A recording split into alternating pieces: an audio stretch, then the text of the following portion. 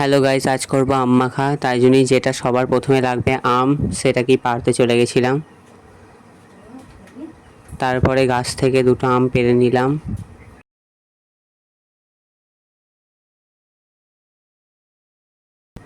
ভালো করে ধুয়ে নিলাম। তারপরে এবার আমগুলোকে কাটার পালা। আমগুলোকে কাটা হয়ে গেছে। এবার নুন, লঙ্কা, চাট মশলা দিয়ে মেখে নিতে হবে।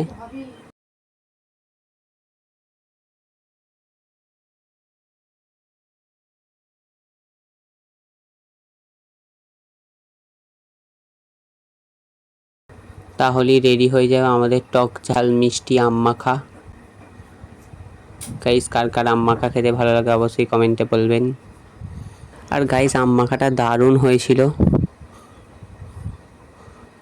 আর গাইস, দেখতেই পাচ্ছেন এত সুন্দর আম মাখাটা হয়েছিল, দারুণ, মানে বলে প্রকাশ করা যাবে না, এত সুন্দর।